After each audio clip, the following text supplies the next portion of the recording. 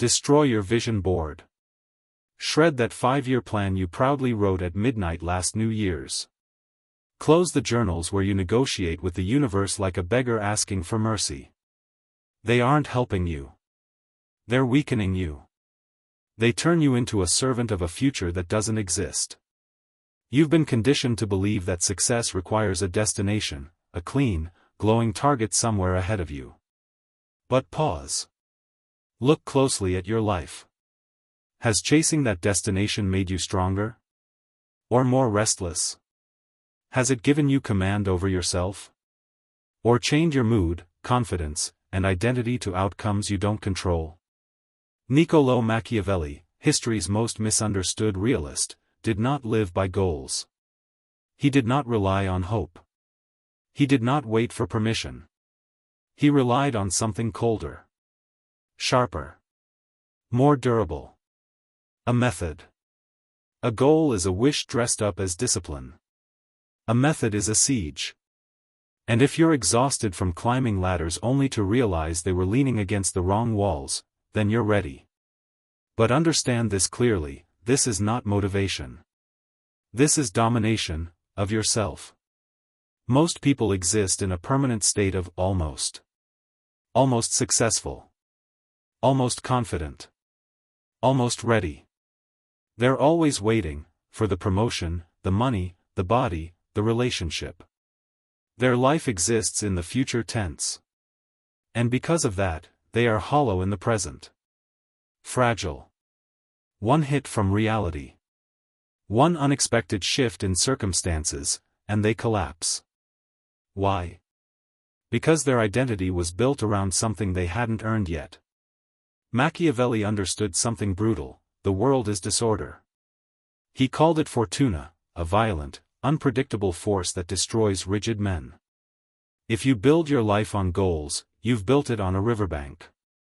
And when the flood comes, not if, but when, you drown. What I'm going to show you is how to stop building near the river, and become the river itself. This requires abandoning the fragile fantasy of goals and adopting the Machiavellian discipline of positioning. Once you do this, success and failure lose meaning. They stop controlling you. You simply move forward. Relentlessly. Inevitably. You're no longer aiming at a point. You're expanding your influence. But to do this, something inside you must die. The version of you that loves to fantasize.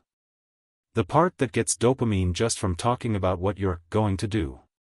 The child that wants applause before results. Silence him. Wake the strategist, the one who demands control, not comfort. This method isn't complicated. But it is merciless. You must stop viewing your life as a story and start seeing it as terrain.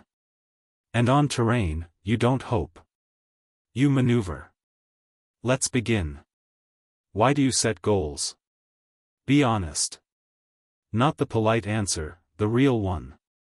Because you're uncomfortable with who you are right now. A goal isn't a plan. It's anesthesia.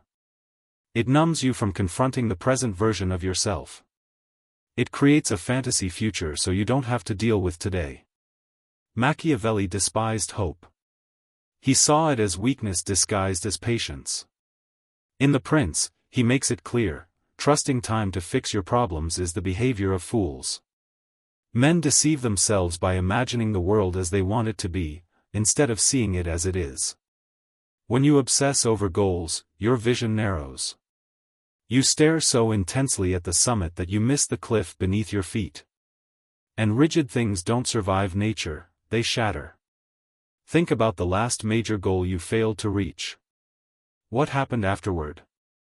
You didn't just feel disappointed. You felt exposed.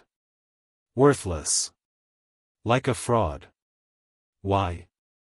Because you handed your self-worth to a future outcome you never controlled. You outsourced your power to time. Machiavelli offered a different doctrine: virtue. Not morality. Not goodness. Effectiveness. Competence. Adaptability. Force applied intelligently. A passive man says, I want to be wealthy. A strategist says, I will acquire persuasion, control capital flows, and position myself where money is forced to move through me. One is begging. The other is restructuring reality. Goal setters rely on luck. Strategists rely on necessity. When you erase goals, you're not quitting, you're escalating. You stop fantasizing and start dissecting your life. Where am I leaking energy? Where am I weak? Who blocks me? Where is leverage hiding? This is the transition from dreamer to architect. Dreamers stare upward. Architects examine foundations. And your foundation is cracked, because you've been busy admiring the horizon instead of reinforcing your base. Stop looking forward. Look down. What do you control today? What system can you install now that makes outcomes unavoidable? Machiavelli accepted that outcomes are uncertain, fortuna spins regardless. But preparation belongs to you. Strategy belongs to you. And if your structure is strong enough, even failure can't destroy you. You pivot. You adjust. You advance. This is how you become untouchable.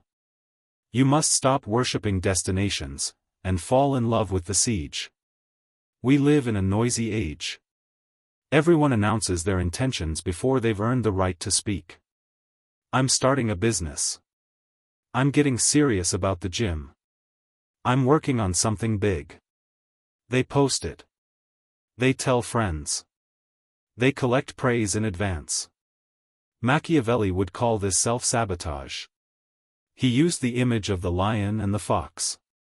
The lion has strength, it terrifies enemies, but it walks straight into traps. The fox lacks raw power, yet it sees danger before it strikes. To rule, you must be both. But when it comes to ambition, you must begin as the fox. The moment you announce your objective, two things happen. First, your brain rewards you. Dopamine floods in. You feel accomplished without doing the work.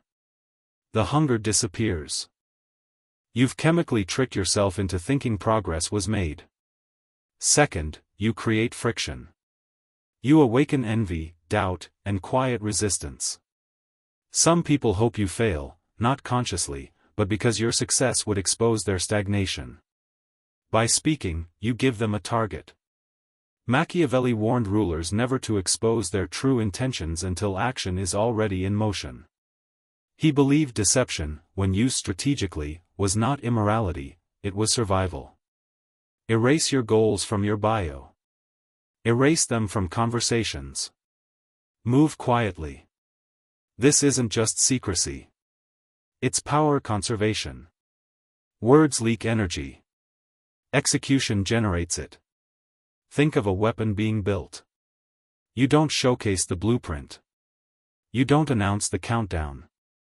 You assemble it in silence. The world only notices when impact occurs.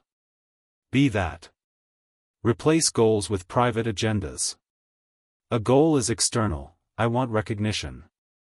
An agenda is internal, I will become unavoidable to those who decide outcomes. Feel the difference? One pleads. The other calculates. When you carry a silent agenda, your posture changes. In meetings, you aren't nervous. You're watching. Measuring. Listening. You know something others don't, that you're playing a longer game. People sense this. Unspoken power unsettles them. They can't pinpoint why you seem composed, but they respond with caution and respect. Stop chasing applause for work that hasn't been done. Starve the ego. Feed the shadow. Let results speak, nothing else. Now comes the breaking point. You commit. You sacrifice. You push. And then reality intervenes. Illness. Market collapse. Loss. Betrayal. Delay. The goal-driven man collapses with it. He cries injustice. He spirals. He interprets chaos as a personal attack. The Machiavellian smiles. Because he understands fortuna. Luck is disorder. Fate is chaos. And chaos does not oppose strength, it exposes weakness. Machiavelli described fortune as wild, uncontrollable, even violent. If you cling to rigid plans, chaos destroys you. If you operate with a system, chaos feeds you. He wrote that fortune favors those who move aggressively, those who meet reality with force rather than hesitation. This means when the plan fails, you don't pause. You don't mourn. You strike the new terrain. Forget Plan A and Plan B. There is only objective and environment. The objective is power, autonomy, resources. The environment is whatever exists right now. If the environment changes, you don't complain that the plan is ruined. You discard the plan and reread the terrain. Lose your job? The goal-oriented man says, my path is over. The strategist says, my constraints have been removed. Same event. Opposite outcome. One is crushed by reality. The other weaponizes it. This is anti-fragility. Don't build structures that shatter under pressure. Build systems that thrive under stress. A candle fears the wind. Fire consumes it. When you chase goals, you are the candle, terrified of disruption. When you master a power method, you become fire, craving resistance.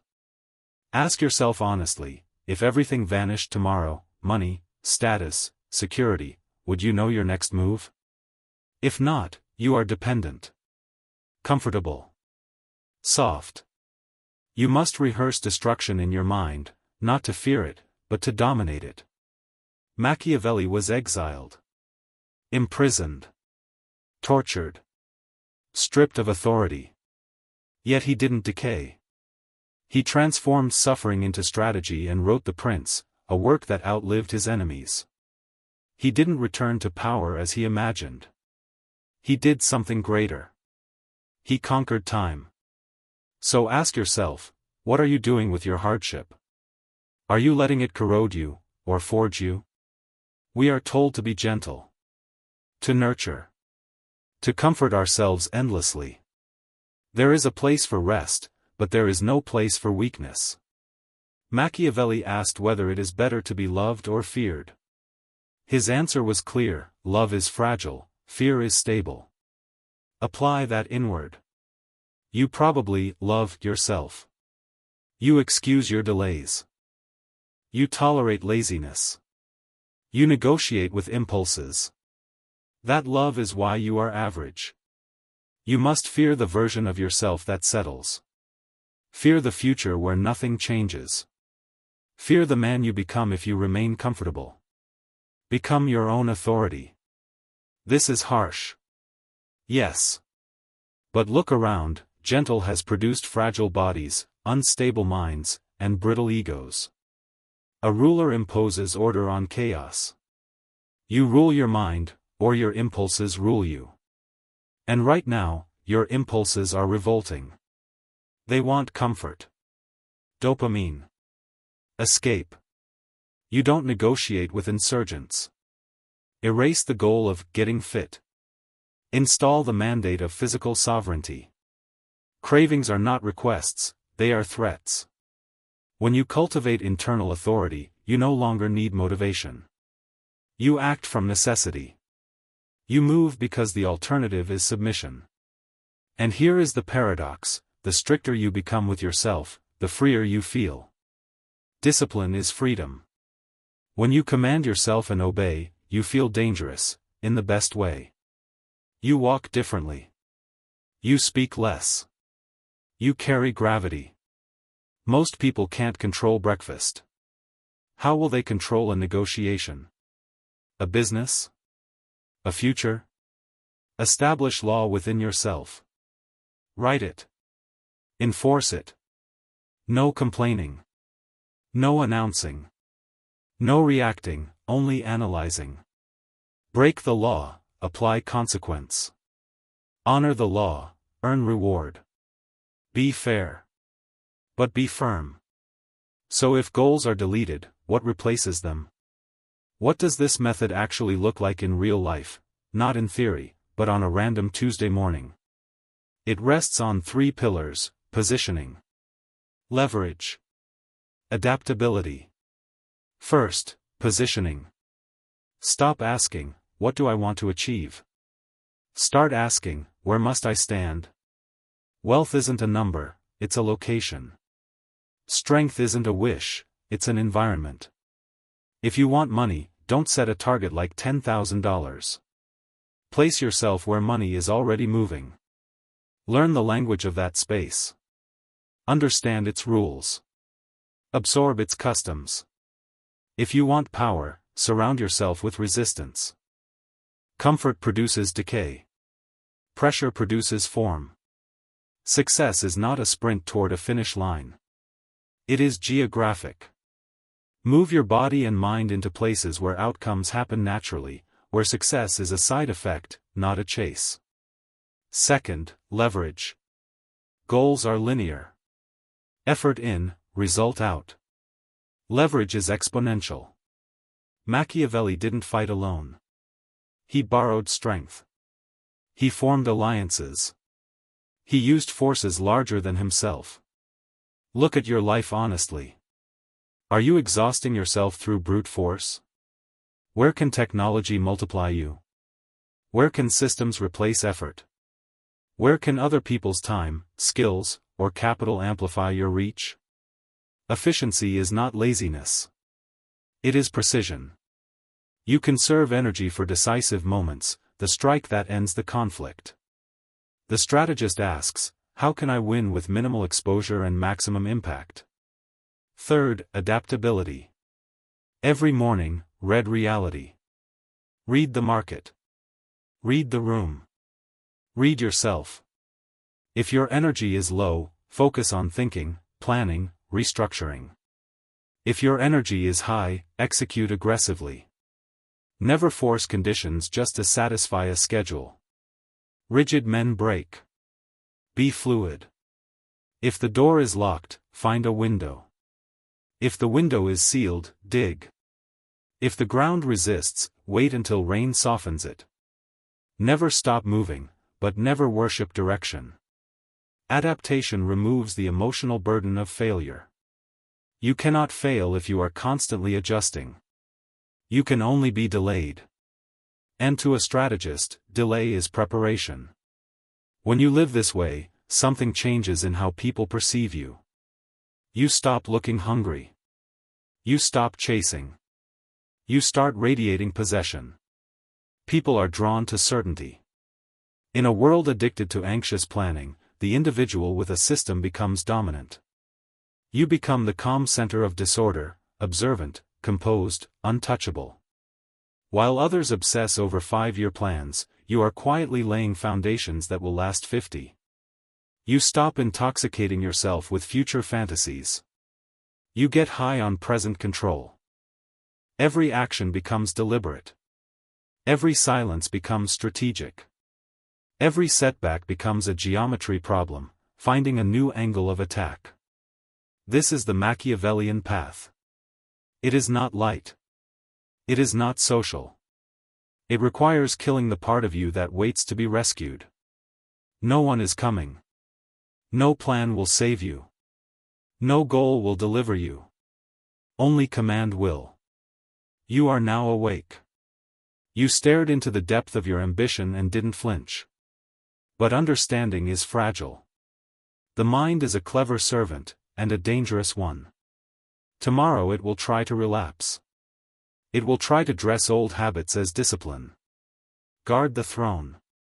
There is one trap that ruins even skilled strategists: emotional leakage. The moment emotion dictates strategy, power evaporates. Machiavelli warned against this relentlessly. Control yourself, or others will do it for you. In the next video, we will dissect emotional detachment so complete that manipulation becomes impossible. You think you're calm. You're not. Click here. Let's go deeper.